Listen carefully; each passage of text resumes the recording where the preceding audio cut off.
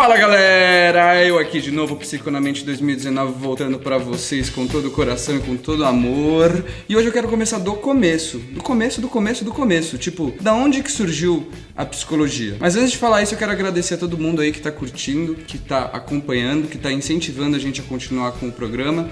E a gente tem muita coisa legal pra esse ano também, e vamos embora.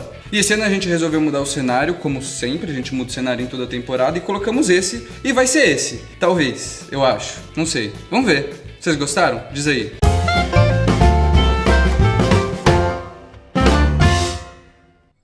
De onde que a psicologia surgiu? Tem muita gente que acha que a psicologia veio do Freud, né, o pai Freud, ou até de Wundt, que é o nome do cara, que ele surgiu em 1890 e alguma coisinha, trazendo a psicologia experimental do seu laboratório. Mas não, galera, não foi ele, não foi o Freud, foi muito antes que começou a surgir o debate sobre o que é psicologia. 400, 500, 600 anos antes de Cristo, já se falavam sobre o que é a psicologia. A primeira vertente vem com os gregos, sim, lá com os caras falando sobre deuses da mitologia, mas eles também falavam sobre o psique humano. E a segunda vertente vem logo com o renascentismo. Alguns anos, séculos depois do renascentismo, surge a ciência da psicologia em 1800 e bolinhas com o Wundt na psicologia do seu laboratório experimental. Toda essa construção dos gregos, do Império Romano e da ciência moderna no renascentismo foi essencial para se construir o que conhecemos como ciência da psicologia. Bom, sem contornar muito a história, os gregos, eles tinham uma sociedade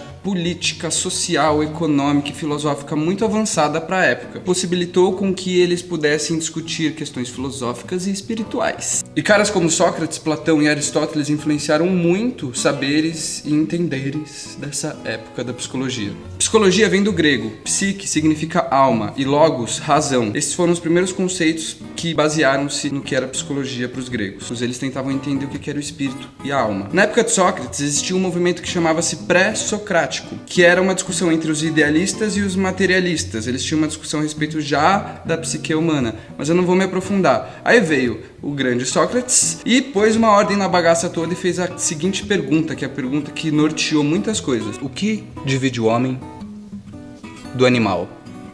Então ele concluiu que a razão separa o homem do animal porque o homem consegue controlar os seus instintos. Então vem a segunda geração, Platão, tentando entender e encontrar onde ficava essa razão no homem. E ele decidiu falando que a cabeça era o lugar da razão. Mais especificamente na medula, ele dizia que era essa conexão entre o corpo e a alma. E tem uma afirmação muito interessante que norteou muitas coisas por vários séculos, até na igreja, eu vou falar depois pra vocês, que foi que ele disse que a alma e o corpo estão separados. Então quando você morre, a alma vai embora. Essa é a afirmação de Platão. Então vem a terceira geração, que é Aristóteles, trazendo um estudo muito interessante sobre 3 tipos de almas. Olha como eles já discutiam essas coisas. Ele dizia que existia a alma vegetativa, que era responsável pela reprodução e alimentação. A alma sensitiva, que é responsável pelo movimento e a percepção. E a alma racional, com a função pensante. Diferente de Platão, Aristóteles acreditava que quando a pessoa morria, a alma e o corpo estavam juntos, então a alma também morria. É claro que eu estou trazendo um resumo muito simples para vocês, mas assim, teve outros estudos de outros filósofos, de muitas coisas que aconteceram. Mas Aristóteles também estudou uma coisa muito interessante que foi a percepção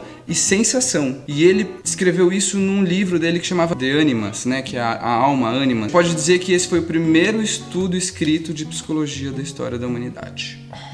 Nesse momento de Aristóteles, a gente já está no final da era grega e aí a galera de Roma começa a matar um pessoalzinho aí, uns filósofos, não sei o que, e começa a dominar as questões econômicas, políticas, sociais e principalmente filosóficas também na igreja. Então, a partir desse momento, quem começaria a discutir essas coisas eram os religiosos. Então, nesse momento da era do Império Romano, não é mais era grega, Império Romano, existem 2 saberes filosóficos trazidos da era da Grécia, que é o pensamento aristotélico e o pensamento socrático. Então, Platão, com essa ideia de almas separadas, influenciou um filósofo da igreja chamado Santo Agostinho. Afirma que a alma ela é uma essência divina proporcionada por Deus. E essa construção de Santo Agostinho influenciou por uma era de 700 anos, mais ou menos, até surgir Santo Tomás de Aquino. Ele foi um cara que surgiu com a igreja protestante, na época que a igreja já tava tipo, putz, mano, matamos uma galera, né, já estamos tipo ferrado e não sei o que. E ele vem com essa força, trazendo muitos pensamentos também. Santo Tomás de Aquino foi influenciado pelas ideias de Aristóteles. E o que significa isso? Significa que ele influenciou por muitos anos, até a época da ciência moderna, pela crença de que o corpo e a alma estavam juntos. Então o corpo era uma coisa sagrada, que não possibilitava as pessoas de estudarem a anatomia e a fisiologia do ser humano. Pouco mais de 200 anos depois da morte de Aquino, começa a surgir o renascentismo. Então muitas pessoas, estudiosos, filósofos e artistas da época, influenciaram muito para a construção da ciência moderna. Foi um cara chamado René Descartes que conseguiu afirmar que a alma e o corpo estavam separados. Lógico que eu não vou me aprofundar aqui, mas nesses estudos dele, ele conseguiu influenciar as pessoas para que se criasse a anatomia e fisiologia. Porque até então a igreja bloqueava essa ideia, porque não pode tocar no corpo porque ele é sagrado. Então René Descartes fez isso. O que aconteceu?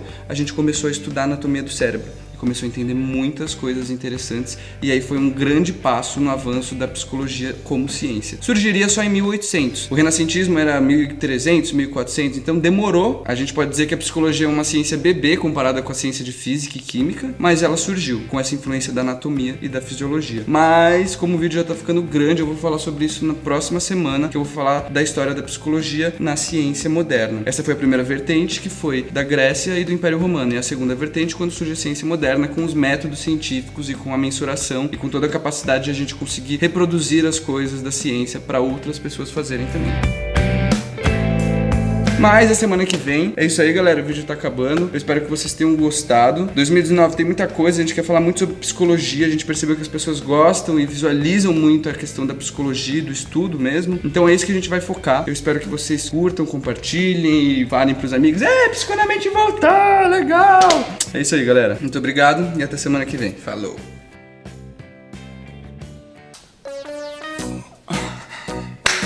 Pá, vamos começar. 2019. Acha que a psicologia... tá. Eu tô suado? Não. Tá um pouco oleoso, mas... Tá um pouco oleoso? Eu tô sentindo, mano. Tá um calor da porra. Aqui em cima é mais calor, né? Podia fazer sem camiseta? Fazer sem camiseta. Opa, falei errado. Não, tá certo.